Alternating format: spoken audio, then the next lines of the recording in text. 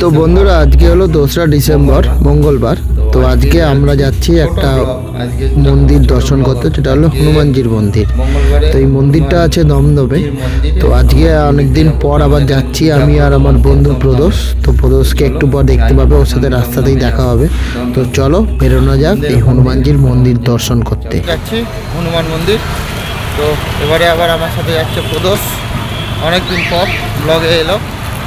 তো দমদম দিয়ে এলাম, বাড়ি থেকে দমদম টোটো করে এলাম।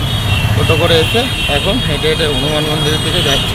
তো চলো সামনে গিয়ে মন্দিরটা দেখা। পাকচলা ব্রিজ, আর এই ব্রিজের ঠিক শুরুতেই পড়ছে এই হনুমান মন্দির।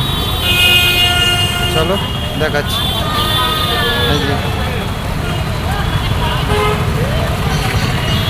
চলো মন্দিরে যাই। তো বন্ধুরা এবার এই মন্দির সম্বন্ধে কিছু তথ্য জানিয়ে রাখি।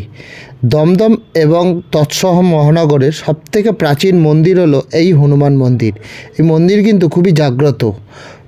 আনুমানিক প্রায় 250 বছর আগে নানা সাধুগণের সাহায্যে এই মন্দির নির্মাণ করা হয়।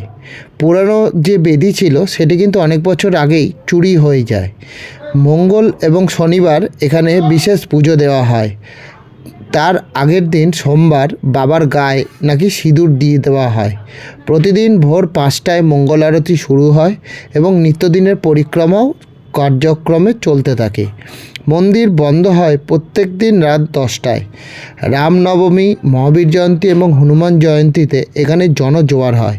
তো মন্দিরটার প্রাঙ্গণ আমরা ঘুরে দেখেছিলাম প্রথমেই, এবং কিন্তু মন্দিরটা খুব বেশি বড় নয়। তাও মন্দিরে মাহাত্ম্য কিন্তু যথেষ্ট পরিমাণে রয়েছে। প্রচুর মানুষের আগমন হচ্ছিল, এবং যে পরিক্রমাটা বা যে স্থানটা এখন দেখতে পাচ্ছেন, এখানেই কিন্তু সকল মানুষ ধূপ এবং মোমবাতি দিয়ে পূজা অর্চনা বা আরতি করছে।